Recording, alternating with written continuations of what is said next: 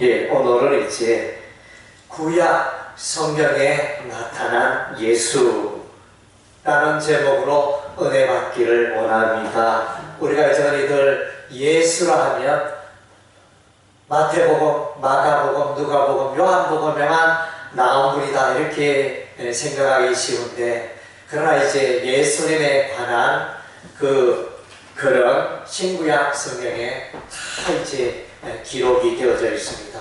구약 성경에는 이제 장차 오실 예수님을 기록하고 있고, 신약 성경은 이 땅에 사셨던 예수님을 복음서에서 기록하고 있고, 이후에 이제 다시 오실 예수님에 대해서 이제 기록하고 있는 것입니다. 예, 그래서 이제 우리가 여러분이 성경을 읽으면서 늘 성경 가운데 예수님을 발견하고 예수님을 만나야 성경을 제대로 읽는 것입니다. 성경 지식은 많은데 성경을 읽으면서 예수님을 알지 못하고 예수님을 만나지 못한다면 그것은 문제가 있는 것입니다. 그래서 이제 신구약 성경의 핵심 인물은, 주인공은 바로 예수 그리스도가 되는 것입니다. 그래서 신구약 성경을 쥐어짜면 예술소의 보혈이 뚝뚝 흐른다, 누가 이제 그렇게 말했습니다. 예, 오늘 이제 우리가 성경에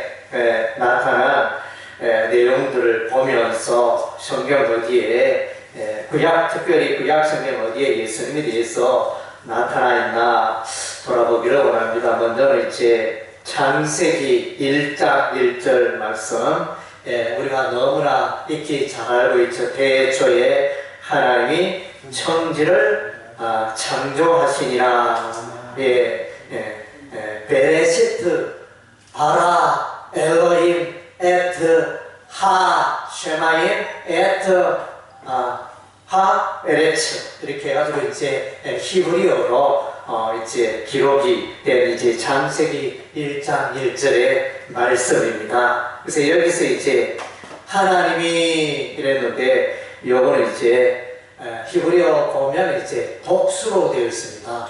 하나님이 왜 복수, 하나님은 한 분인데 왜 복수로 나와 있을까? 그래서 이제 그리고 이제 천지를 창조하시니라. 바라는 또 이제 단수 동사로 나와 있습니다. 주어가 복수이면 동사도 복수여야 하는데, 주어는 복수인데 동사는 단수로 나와요. 이것이 신기하잖아요. 그래서 이제 이것을 어떻게 해석하냐면, 이제 하나님이 복수인 것은 삼일체 하나님을 말하고 있다, 이렇게 해석을 하면 되는 것입니다. 예, 삼일체 하나님. 그래서 이제 우리가 성경을 읽어보면 고린도서 1장 16절의 말씀에서도 보면 예수님께서도 천지 창조의 사역을 하셨다, 예수께서 천지 만물을 창조하셨다, 이런 표현이 나와요. 그러면 우리가 구약 성경 창세기 1장에서 아무리 성경을 읽어도 아무리 눈 닫고 봐도 예수라는 단어가 보이지 않습니다.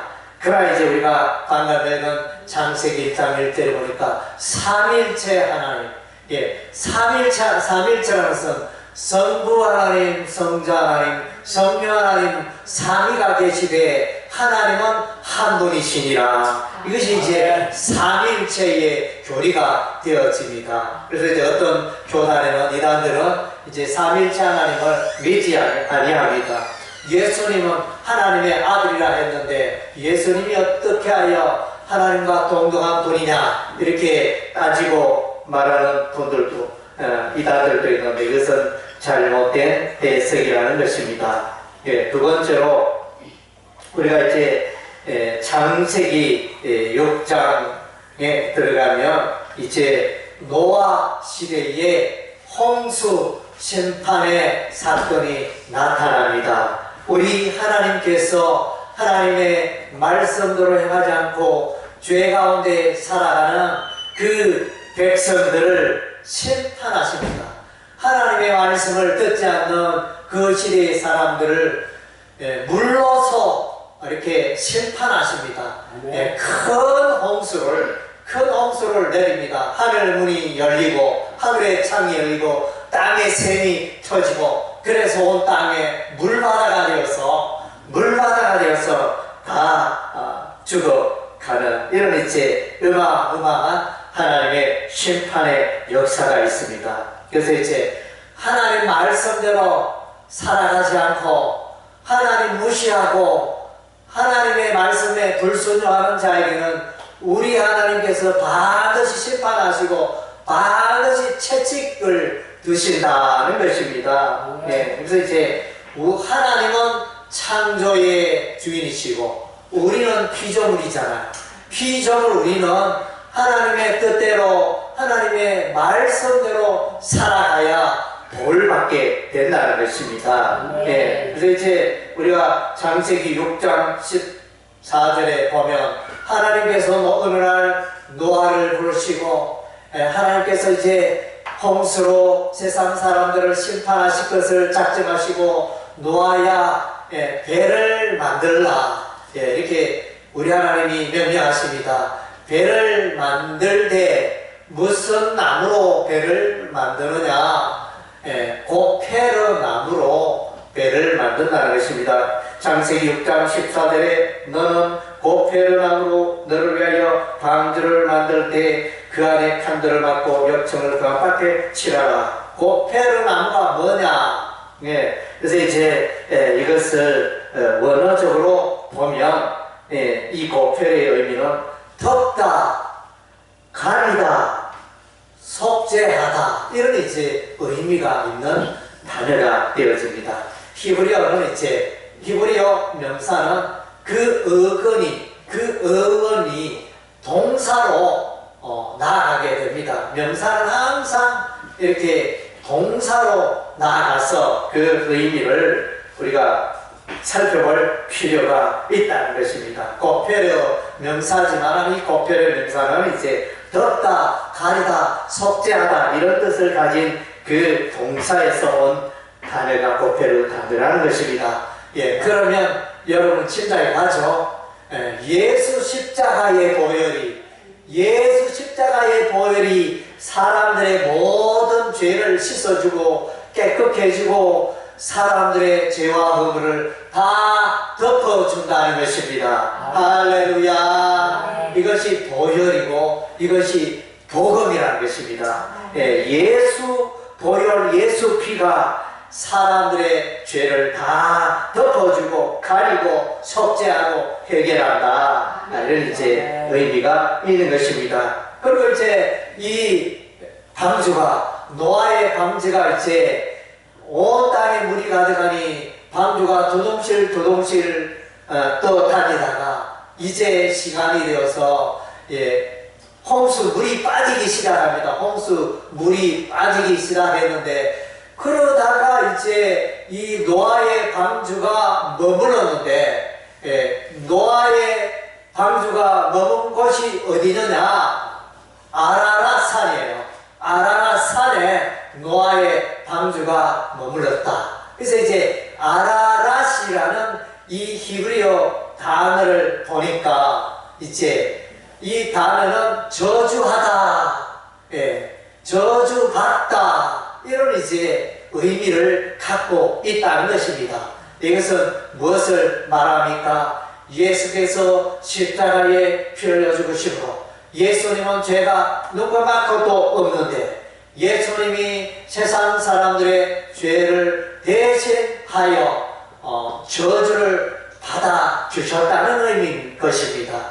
예수께서 의인이신 예수께서 세상 사람들의 죄의 죄를 짊어지시고 죄값을 치르셨다. 죄의 형벌을 받아주셨다. 예수께서 우리를 대신하여 죄의 저주를, 죄의 심판을 대신 받으셨다. 그래서 예수 십자가의 그 죽음의 사건은 저주가 임한 사건입니다. 그래서 이제 예수님 십자가에 죽으실 때는 이제 예수님이 이렇게 말하죠. 나의 하나님 어찌하여 나를 버리시나이까 이렇게 고백을 하잖아요. 그래서 이제 너무나 힘들고 고통스러운 순간을 말하는데 그것은 저주받는 순간이니까 기쁘고 즐거울 수가 없겠죠. 너무나 고통스러워. 그래서 십자가 이 저주를 예수님께서 겟세마네 동산에 기도할 때 하나님이여 할 수만 있다면 이 잔이 내게서 옮겨지기를 원합니다. 그래서 예수님이 이렇게 저주의 잔을 좀 피해가려고 하는 그런 이제 기도를 올린 것을 우리가 볼 수 있게 됩니다. 그리고 이제 아라나트라는 이제 이 단어가 또 다르게 해석되기도 하는데, 아라나트라는 이 단어가 또 이제 거룩한 땅이다, 이런 이제 해석도 있어요. 정반대. 아까 조금 전에 이제 저주받다, 저주하다 이런 의미, 그것은 이제 예수께서 하신 사역을 말하고, 그 다음 이제 우리 하나님의 자녀, 하나님의 백성들의 입장에서는 이제 우리가 거룩한 땅에 들어가는 거예요. 그래서 예수 십자가의 보혈로, 예수소의 속죄의 사건으로 말미암아 우리가 이제 죄용상 받고 이제 들어가는 거예요. 거룩한 땅에 거룩한 백성이 되고 거룩한 하나님의 나라에 들어간다, 이런 이제 의미가 있다는 것입니다. 그래서 이제 구약 성경이지만 이렇게 예수서와 관련된 그런 해석들이 담겨져 있다는 것입니다. 그리고 이제 우리가 창세기 9장 13절 14절에 보면 우리 하나님께서 이제 다시는 내가 물로 세상을 심판하지 아니하겠다, 이렇게 말씀하시면서 무지개 언약을 보여주십니다. 하늘에 무지개 언약을 약속하셨는데, 그래서 창세기 9장 13절과 14절에 보면 무지개라는 단어가 나옵니다. 내가 내 무지개를 구름 속에 두었나니 이것이 나와 세상 사이 언약의 전번이라. 14절에도 무지개가 나오고, 이 무지개는 뭐냐? 이제 무지개의 히브리어는 케세트, 케세트라는 단어입니다. 통상적으로 이제 이 케세트라는 단어는 활로 해석을 합니다. 그래서 이제 다르게 표현하면 이제 활로 하나님께서 나중에는 활로 심판을 하시겠다, 이런 의미로 이제 해석을 할 수 있습니다. 물론 이제 무지개를 보여주면서 다시는 물로 심판하지 않겠다 이렇게 말씀하셨지만은, 나중에 또 인류 최후의 심판이 있잖아요. 최후의 심판은 그때는 이제 활로 심판을 하겠다. 이 활이 무엇을 의미하는가? 그래서 이제 우리가 노아의 홍수 때 보면 노아의 그 선조 머두셀라가 죽는 날에 하나님의 심판이 임하니라 그러는데, 머두셀라는 이 단어의 의미는 창을 던지다.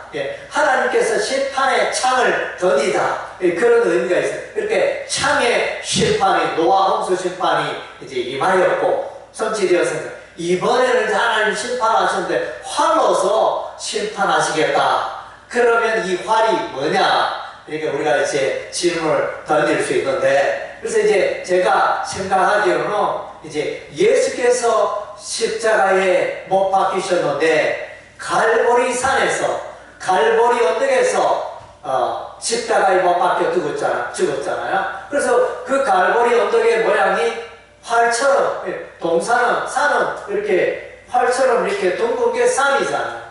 그래서 이제 그런 의미로 이제 1차적으로 해석을 할 수 있고, 그 다음 이제 더 나아가서 항상 이제 히브리어 명사는 동사로 가라. 그래서 동사로 가면 이제 코시라는 그 단어에서 이 케세트라는 단어가 왔는데, 코시라는 이 동사의 의미는 뭐냐? 덫을 놓다 라는 이제 그런 의미가, 올무를 놓다, 덫을 놓다, 이런 이제 의미가 있습니다. 이것은 무엇을 의미하느냐?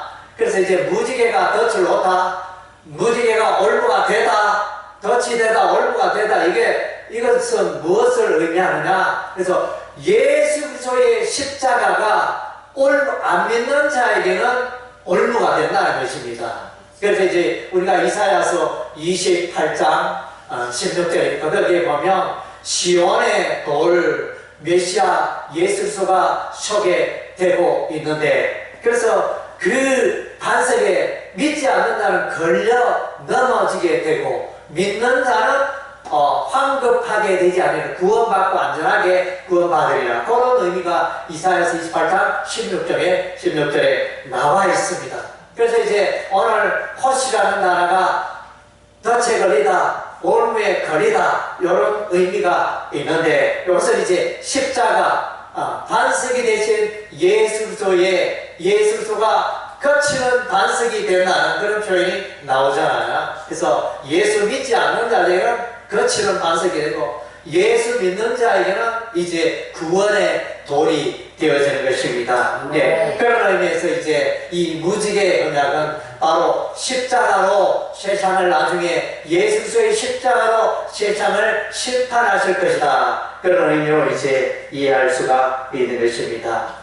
아멘. 예. 그리고 이제 6월절 어린 양, 우리가 이제 출애굽기 12장 13절, 그래서 이제 마지막 10번째 재앙은 애굽의 초태생 장자가 다 죽는 그런 하나님의 심판이 많은데, 하나님께서 이스라엘 백성들은 너희는 너희가 살고 있는 그 문지방과 유방에 어린 양의 피를 바르라. 그리하면 내가 넘어가리라. 예, 넘어가리라. 지나가리라. 너희는 죽지 않고 그 심판에서 안전하리라. 우리가 그렇게 말씀해 주셨습니다. 그래서 이제 어린 양의 피를 발랐더니 과연 이스라엘 백성은 아무도 죽지 않고 안전했는데, 이스라엘 백성들의 초태생과 장자는 죽지 않는데 애국의 그 장자와 초태생은 죽임을 당하는 이런 하나님의 어마어마한 심판이 말이여 출애굽의 역사가 일어나게 되었습니다. 그래서 애굽의 바로는 마귀를 의미하는 사단 마귀. 예수 믿기 전에 세상 사람들은 마귀의 손안겼고 마귀의 밤이 되어 살아갔는데, 예수께서 마귀보다 더 강한 자 예수께서 오셔서 우리를 구원해 주셨습니다. 마귀의 손에서 우리를 빼앗아서 하나님의 나라로, 빛의 나라로 저와 여러분을 옮겨 주신 것입니다. 어둠의 마귀의 세력 안에 있다가 이제는 빛의 나라로 저와 여러분을 옮겨 주신 것입니다. 이것이 이제 구원의 사건인 것입니다. 예, 그래서 어린 양의 피. 그래서 우리가 요한계시록 성경을 읽어보면 요한계시록에 예수님을 어린 양으로 말합니다. 어린 양 예수. 그래서 이제 어린 양이라는 표현을 계속하고 있는데, 예수께서 십자가에 피 흘리신 어린 양, 대속 제물이 되신, 속죄 제물이 되신, 화목 제물이 되신 것을 이제 보여주고 있는 것입니다. 그래서 예수의 유월절 때 어린 양의 피로 모두가 구원받았듯이, 오늘날도 마찬가지로 예수 십자가의 보혈 때문에 보혈을 의지하는 자는 다 구원받고 영생 천국에 들어간다는 줄. 할렐루야. 예, 그리고 이제 우리가 광야의 반석이 나옵니다. 출애굽기 17장 6절에 보면 모세가 반석을 치니 그 반석에서 물이 솟아져 나온다. 예, 그 반석이라는 단어는 히브리어 추르라는 단어를 쓰고 있는데, 그래서 이제 이 추르는 이제 어원적으로 때리다, 치다, 이런 이제 어원을 갖고 있습니다. 그래서 이제 예수께서 십자가에 피 흘리고 고난당하는 초림의 예수초의 모습을 보여주고 있습니다. 그리고 민수기 20장 11절은 이제 광야에서 하나님께서 모세에게 말하여, 모세야, 반석에게 명하여 물을 내라. 반석을 치지 말고, 처음에는 네가 반석을 쳤지만 이번에는 반석을 막대기로 치지 말고 명하여 물을 내라. 이렇게 말해요. 이 반석은 셀라, 추르가 아니고 히브리어 셀라라는 단어를 쓰고 있습니다. 예, 이것은 이제 하나님을 찬양하고 하나님을 노래하는 그런 이제 의미를 갖고 있는데, 그래서 이제 부활의 예수님을 많이 주고 있다는 것입니다. 출애굽 17장 6절 주로는 십자가에 고난받는 예수를 말하고, 민수기 10장 11절에 나오는 반석, 그 반석은 부활하신 예수님을 막대기로 모세가 쳐버렸으니 심각하잖아요. 아차, 실수를 했네. 물론 그때는 모세가 이스라엘 백성들이 향하여 보니까 이 백성이 너무나 불순종하고 완악하고 하나님의 말을 듣지 않으니 내가 너희를 위하여 이 반석에서 물을 내랴 이러면서 반석을 두 번이나 쳐버렸어요. 반석에서 물은 나왔는데 이 사건으로 인하여 이 모세가 믿음으로 하나님의 의를 나타내지 아니함으로 이 사건으로 말미암아 모세가 가나안 땅에 적과 거리는 약속의 땅에 이제 상징적으로는 오늘날 이 가나안 땅을 이제 통상 천국으로 해석을 합니다. 그래서 이제 그 약속의 땅에 들어가지 못하게 되어지는 이런 일이 벌어진 것입니다. 그래서 이제 우리가 여기서 좀 더 나아가면 이제 모세의 율법으로는 천국으로 들어갈 수가 없다는 것입니다. 율법의 행위로는 구원받지 못하고 오직 예수를 믿는 믿음으로 천국 들어간다. 사람들은 많이들 자기의 선한 행위를 의지하는데, 그래서 천국문 앞에서 저는 천국 들어갈 수 있습니다. 그래서 거기서 묻습니다. 천국 갈 수 있는 정표를 내놔라. 제가 땅에 있을 때 이렇게 이웃을 사랑하고 이웃을 섬기고 베풀고 물질도 나누고 선행 공사를 하며 귀하게 살았습니다. 여기 이만하면 제가 선행을 이렇게 많이 했는데 천국 갈 수 있지 않겠습니까? 이렇게 말하니까 No! 안 돼! 그것은 하나님이 원하시는 하나님의 방법이 아니야. 하나님께서는 그 천국 들어갈 수 있는 자를 예수 십자가의 보혈을 믿는 그 믿음의 점포를 보여달라. 그것을 요구하는 것입니다. 그래서 율법의 행위로 천국은 들어갈 수가 없습니다. 오직 예수 보혈, 예수 믿는 믿음으로 우리가 구원받고 천국 간다는 것입니다. 할렐루야. 그래서 예수께서 이미 여러분 천국 갈 수 있도록 다 준비해 놨다는 것입니다. 여러분이, 그래서 이제 여러분이 누가 생신이 되었는데 자녀들이 돈을 100만원 투자해가지고 생일에 수박, 과일, 또 소고기, 맛있는 거, 채소 다 사내 진미를 준비해가지고 생일 준비 다 해놨는데 내가 할 게 뭐 있습니까? 자녀들이 다 해놨는데 가서 먹기만 하면 되잖아요. 예수께서 여러분의 천국 갈 수 있도록 다 십자가에서 다 준비해놨기 때문에 예수님 믿기만 하면 여러분이 천국 들어간다는 것입니다. 할렐루야. 그래서 또 민수기 21장 9절에 광야의 노뱀 사건이 나옵니다. 광야의 노뱀 사건. 이스라엘 백성들은 하나님을 향하여 원망 불평을 했습니다. 그래서 이제 불뱀이 나와서 덧뱀이 나와서 많은 사람들이 죽어갔습니다.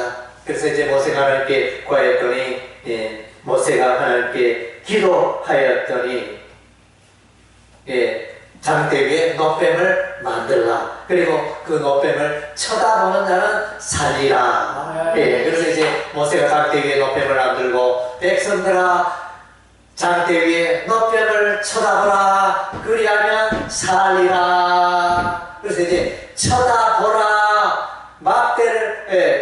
장대 위에 노뱀을 쳐다보라. 바라보라. 그것은 이제 히브리어 라라는 그 동사를 쓰고 있는데 그것은 이제 믿다는 의미와 연결이 되어집니다.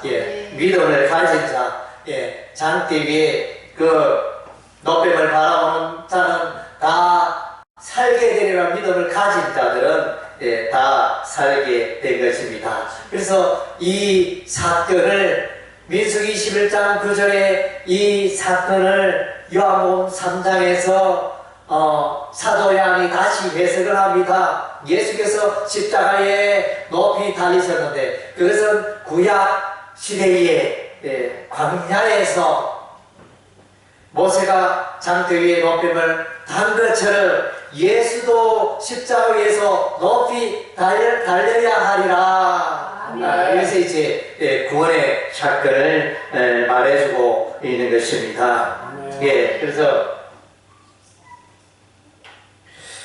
이 구원의 사건, 민수기 21장에도 여기 보면 십자가의 사건이 그렇게 기록이 되어 있다는 것입니다. 예, 그리고 이제 여호수아서 2장 18절 보면 기생 나귀 구원받을 때 성벽에서 들여온 붉은 줄이 있습니다. 이 부분을 이제 십자가로 해석하는 이제 그런 해석이 되어지는데 통상은 이제 이것을 십자가로 해석을 잘 하지 않습니다. 좀 근거가 약하다요. 조금 그렇게 하고 있는데 그래서 이제 여기에 붉은 줄이라는 이 단어의 어원은 보면 이제 연합하다, 연결시키다, 묶다 이런 의미가 있습니다. 이것은 무엇을 하면 붉은 것은 이제 예수 보혈을 상징하고 그래서 이제 예수 십자가의 그 흘린 보혈이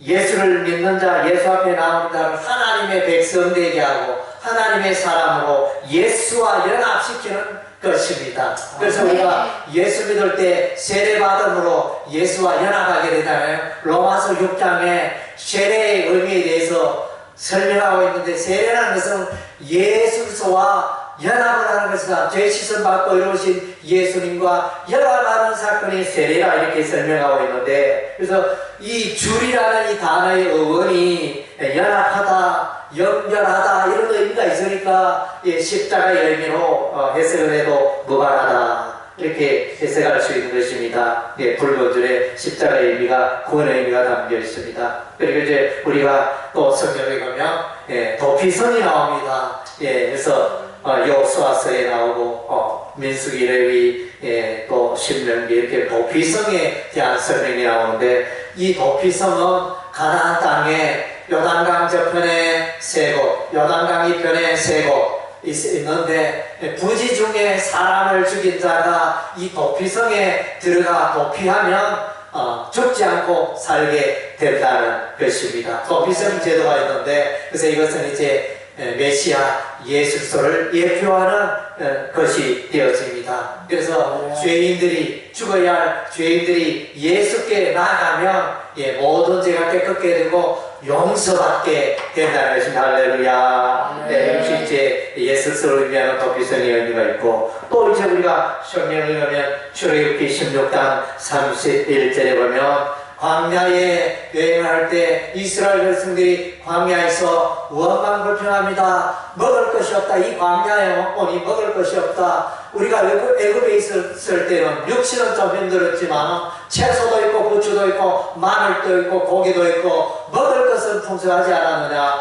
모세 따라 우리가 이렇게 나왔는데 이 광야에 햇빛이 내리쬐고 너무 덥고 사막 불뱀 돌밖에 없고 먹을 것이 너무 없고 정말 우리 죽겠다 우리가 애굽으로 돌아가자. 우리가 모세 때문에 인생이 망쳤다 지도자 하나님이 되더라 모세를 원망하는 그런 일들이 일어납니다. 그랬더니 우리 하나님이 그 광야 중에 하늘에서 만나를 내립니다.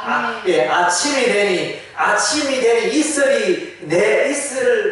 이슬과 더불어 이제 떡과 같은 과자와 같은 꿀 섞인 과자와 같은 그런 만나가 하늘에서 내립니다. 그래서 만나의 의미는 히브리 원어적으로 이제 이것이 무엇이냐 이런 식으로 이제 의미로 해석하기도 합니다. 그리고 또 다른 곳으로 연결하면 진실되다, 참되다 이런 의미도 이제 보이는 것 같습니다. 그래서 이제 하늘에서 내리는 이 떡에 대해서 요한복음 6장으로 가니까 이제 요한복음 6장에는 예수께서 이제 내가 생명의 떡이다 이렇게 말씀하셨습니다. 그래서 예수께서 생명의 떡이다. 떡에 대한 이미지가 성경에 많이 나오잖아요. 우리가 성탄절에 늘 이제 우리가 기억하는 지명 베들레헴, 베틀레헴. 그래서 이제 베틀라는 동사와 레헴이라는 빵이라는, 그러니까 베틀은 집이고 레헴은 빵이고 빵집, 이렇게 베들레헴의 빵집이라는 의미. 그래서 다윗의 동네 떡집, 거기에 생명의 떡이신 예수님이 태어나잖아요. 그래서 예수께서 떡이다, 떡이다 이렇게 말씀하셨고, 생명의 떡이라 말씀하셨고, 마태복음 4장에는 예수님께서도 그래서 사람이 떡으로만 살 것이 아니요 하나님의 입에서 나오는 모든 말씀으로 살, 그 말씀이 바로 생명의 떡이고 영의 양식, 생명의 영의 떡인 것입니다. 그래서 이제 이 떡에 대한 이미지는 예수와 관련된 것입니다. 그래서 이제 광야에 만나도 예수 그리스도의 생명의 떡을 예표하는 그런 것이 되어집니다. 그래서 이제 우리가 고린도전서 11장에 보면 성찬예식을 행할 때 이 떡을 먹으며 이 잔을 마실 때마다 주의 예수께서 십자가에 죽으심을 예수님 다시 오실 때까지 전도하라, 전파하라 이렇게 말하는데요. 그래서도 떡을 맞아, 이것은 내 몸이다, 이 떡을 떼면서 이것은 내 몸이다, 예수의 몸이다 이렇게 말했잖아요. 그래서 이제 떡의 이미지는 예수와 관련된 것을 보게 됩니다. 우리가 이제 구약 성경에 어디에 예수님이 나타나 있는가, 그래서 이제 우리가 자세히 관찰해 보니까 특별히 이제 왜 또 히브리어 한글로 잘 번역이 되어 있는데 원어 성경 히브리어를 공부해야 하느냐 이유들이 이제 이런 데 있다는 것입니다. 원어를 잘 관찰하면 거기에 구속사적인 예수 그리스도의 의미가 잘 담겨있기 때문에 우리가 이제 원어 성경을 또 우리가 연구를 해야 하는 것입니다. 그래서 이제 여러분 예수로 말미암아 풍성하고 예수 이름을 자랑하고 예수 그리스도와 동행하고 예수 안에서 살아가시기 바랍니다. 그래서 예수 믿는다 이 말은 늘 예수 안에 가고 예수 안에 생활하고 예수 이름 자랑하고 예수님과 동행하는 삶이 신앙생활인 것입니다. 그래서 이제 여러분 늘 또 예수 이름으로 승리하는 예수 안에 가여 풍성한 삶을 살게 되는 여러분의 삶이 되시기를 주의 이름으로 축원합니다. 아멘. 기도하겠습니다.